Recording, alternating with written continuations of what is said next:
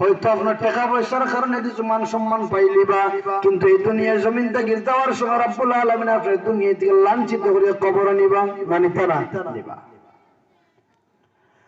আল্লাহর সাহাবী রাসূল সাল্লাল্লাহু আলাইহি ওয়াসাল্লামের যুগে হযরত আলকামা রাদিয়াল্লাহু তাআলা আনহু একজন সাহাবী আসলা, তিনি সাকরাতের সময় তার জবান দ্বারা পার্শ্ববর্তী সাহাবী হলে যত চেষ্টা করেন কিন্তু জবান দ্বারা তো কালিমা নসিব হয় না। কিতা নসিব হয় না? কালিমা নসিব হয় না। যে মা বাবার মনে কোনো কষ্ট থাকে, যত বড় ওলি আল্লাহ না খেলে মৃত্যুর সময় বাল্লা মুখে দিয়াইতো না, কারণ মার মনে তো ক্ষুদ্র হয়েছে, মিটাইছে না। আলকামা রাদিয়াল্লাহু তাআলা আনহুর জবান দ্বারা কালিমা নসিব হয় না, শত চেষ্টার পরে খানার মধ্যে গুনগুনি করার পরে কালিমা তো তার জবান থেকে বাইর হয় না। সাহাবী আল্লাহ তাড়াহুড়া করে ইয়া রাসূল সাল্লাল্লাহু আলাইহি ওয়াসাল্লামের কাছে সংবাদ দিলেন। রাসূল সাল্লাল্লাহু আলাইহি ওয়াসাল্লাম তাৎক্ষণিক উপস্থিত হইলেন। রাসূল সাল্লাল্লাহু আলাইহি ওয়াসাল্লামে আলকামা রাদিয়াল্লাহু তাআলা আনহুর এই অবস্থা দেখে সাহাবী আল্লাহ জিজ্ঞাসা করলেন যে আলকামা রাদিয়াল্লাহু তাআলা আনহুর মা এবং বাবা জীবিত আছেননি? আলকামা রাদিয়াল্লাহু তাআলা আনহুর মা জীবিত আসলা। তাৎক্ষণিক সময় সাহাবী হলে আলকামা রাদিয়াল্লাহু তাআলা আনহুর মার জিজ্ঞাসা করিয়া এই জায়গার মধ্যে উপস্থিত করলাম। রাসূল সাল্লাল্লাহু আলাইহি ওয়াসাল্লামে আলকামা রাদিয়াল্লাহু তাআলা আনহুর মার জিজ্ঞাসা করলেন, হে আলকামার মা, এই আলকামার প্রতি তোমার কোনো কষ্ট আছে না? তোমার কোনো অভিযোগ আছে না? আলকামার প্রতি তোমার মনের মধ্যে কোনো কষ্ট আছে? আলকামার মা কান্না জর্জরিত হয়ে কইলা, হ্যাঁ আমার মনের মধ্যে কষ্ট আছে, এবং কি আমি আলকামারে মাফ করে দিতাম পারতাম না। খোকা নাউজুবিল্লাহ। যদি কোনো মা কোনো সন্তানকে মাফ না করে দেয়, জান্নাত না জাহান্নাম? এটা জুড়ে হোক, জান্নাত না জাহান্নাম? জাহান্নাম। রাসূল সাল্লাল্লাহু আলাইহি ওয়াসাল্লাম আকুতি মিনতি করার পরেও, রাসূল সাল্লাল্লাহু আলাইহি ওয়াসাল্লাম কোয়ার পরেও আলকামার মায়ের তান্ডে মাফ করে দিছেন না। রাসূল সাল্লাল্লাহু আলাইহি ওয়াসাল্লাম রাগান্বিত হয়ে সাহাবী হলে সাহাবী হয়ে যাও, যেহেতু আলকামার মায়ে আলকামারে মাফ করে দিতে নাই, আলকামা জাহান্নামের মধ্যে গিয়ে প্রবেশ করবে, কারণ মার মনে কষ্ট দেওয়ার কারণে। তাইলে আলকামারে দুনিয়ার জমিনও আগুন উত্তপ্ত করো, আগুন জ্বালাও।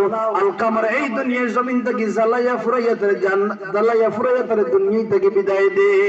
হোক নাউজুবিল্লাহ। আচ্ছা কোন চাই? মা যদি ইহুদি হয়, মা যদি নাসারা হয়, খ্রিস্টান হয়, আর সন্তানি যদি কোনো কষ্ট দেয়, আর সেই সন্তানরে মার চক্ষুর সম্মুখে যদি প্রহার করে, মায়ের প্রতিবাদ করবো না করতো না? প্রতিবাদ করবে না করতো না? প্রতিবাদ। কিন্তু আলকামার মা তো মুসলিম মুমিন আসলা, যেমনি সময়ে সাহাবী হওয়ার উত্তপ্ত সেই অগ্নিকুণ্ড তারা ব্যবস্থাপনার কথা শুনলা, দেখলা আলকামার মায়ের কান্নায় জর্জরিত হইয়া হইল, রাসূল সাল্লাল্লাহু আলাইহি ওয়াসাল্লাম, আমার আলকামায় আমার মনে কষ্ট দিছে ঠিক, কিন্তু আমি মা এত পাপিষ্ঠ নাই, আমি মা এত পাপিষ্ঠ নাই।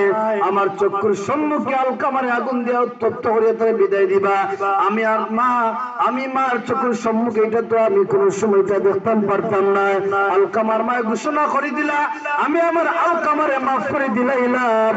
রাসূল সাল্লাল্লাহু আলাইহি ওয়াসাল্লামে আলকামারে পড়াইয়া দিলাইলা, লা ইলাহা ইল্লাল্লাহু মুহাম্মাদুর রাসূলুল্লাহ সাল্লাল্লাহু আলাইহি ওয়াসাল্লাম।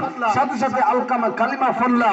আর আল্লাহ রাসূল সাল্লাল্লাহু আলাইহি ওয়াসাল্লাম ফরমায়, মান হুয়া আখিরু ফি কালামিহি লা ইলাহা ইল্লাল্লাহ ফাদখালুল জান্নাহ, যার জীবনের শেষ বাক্যটা কালিমা হিসেবে লা ইলাহা ইল্লাল্লাহ মুহাম্মাদুর রাসূলুল্লাহ, আল্লাহ পাক রব্বুল আলামিন তার জান্নাতের মধ্যে প্রবেশ করানো হোক। সুবহানাল্লাহ।